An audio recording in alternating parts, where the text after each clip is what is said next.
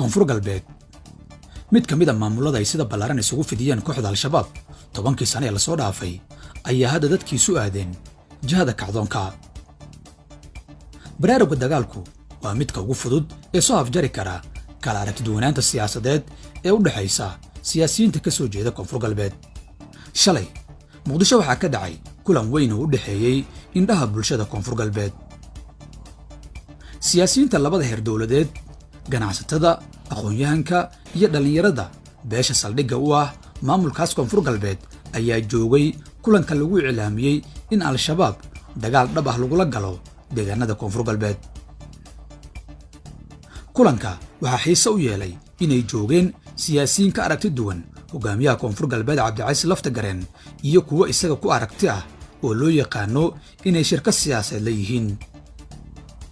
tani waxay reer koonfur galbeed gelisay ififaalo ah inuu gulufkani keeni karo koonfur galbeed isku aragti ah oo ay madaxdeedu heegan u yihiin xoreynta deegaanka iyo xal u helidda mushkiladaha ka jira goboladaas. wasiirka gaashaandhigga ee dowladda federaalka ah jaamac, wasiirka diinta iyo awqaafta Mukhtaar Roobo Cali Abu Mansuur, wasiir ku-xigeenka arrimaha dibadda iyo iskaashiga caalamiga ah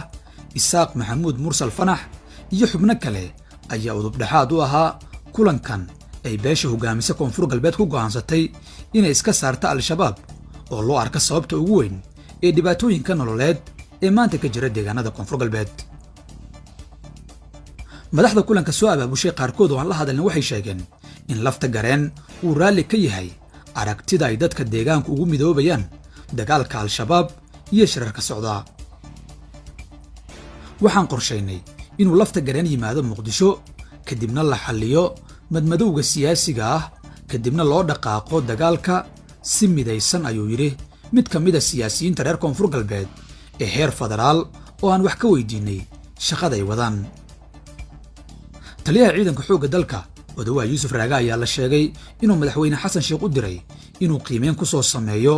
waxa uu u baahan yahay dagaal buuxa oo al-shabaab lagula galo deegaanada koonfur galbeed, taasoo iyaduna muujinaysa sida ay filla Soomaaliya daacad uga tahay in howlgal culus laga bilaabo koonfur galbeed. waxaa jirta aragti xooggan oo sheegaysa in haddii al-shabaab uu dagaal qorshaysan kaga bilowdo deegaanada koonfur galbeed inay kooxda ku adkaan doonto inay sii wado dagaalka. kulankii shalay ee siyaasiyiinta iyo haldoorka koonfur galbeed waxaa ka soo baxay bayaan 9 qodob ahaa. qodobka koowaad ugu horeyn waxaan bogaadinaynaa kacdoonka bulsho ee ay beelaha Soomaaliyeed iskaga qaadayaan heeryada argagixisada al-shabaab kuwaasoo ah naxariis laawayaal caqabadna ku noqday waqti dheer amniga dalka, horumarkiisii iyo dowladnimada dib u dhiska qaranka Soomaaliyeed. sidoo kale waxaan bogaadinaynaa kaalinta dowladda federaalka Soomaaliyeed oo ay si buuxda u garab taagan tahay shacabkeedii kuna gacan siinayso sidii ay uga adkaan lahaayeen adowga argagixisada ah. 2 waxaan si gaar ah u bogaadinaynaa kaalinta ciidamada qalabka sida Soomaaliyeed iyo saaxiibada caalamka sida hagar la'aanta ah ugu qalab qaatay la dagaalanka argagixisada guulo waaweynna ka soo hooyay. 3 waxaan si buuxda u cadaynaynaa in qowmiyadda Digil Imrifle ay si wada jir ah u go'aansatay in si dhammaystiran uga qayb qaadato kacdoonka iyo gulufka ciidan ee ka dhanka ah argagixisada ka bilowday dhammaan deegaanada dalka, isla markaana qowmiyaddu ay u qalab qaadatay xoojinta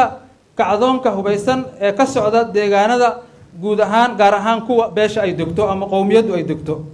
4 waxaa la isla qaatay in argagixisadu aysan gabaad ka helin deegaanada ay qowmiyaddu degto, isla markaana aysan noqon halka firxadka argagixisada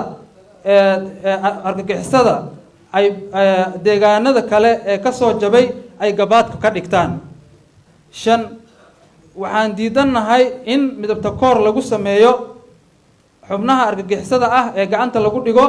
loona sawiro inay matalaan qabaa'il gooni ah ee ay ka dhasheen ama deegaano gaar ah oo ay ka soo jeedaan. waxaanu ku baaqaynaa in loo arko xubnaha argagixisada ah koox burcad ah ee aan matalin qabiil, diin iyo deegaan gaar ah midnaba maxay kula tahdeen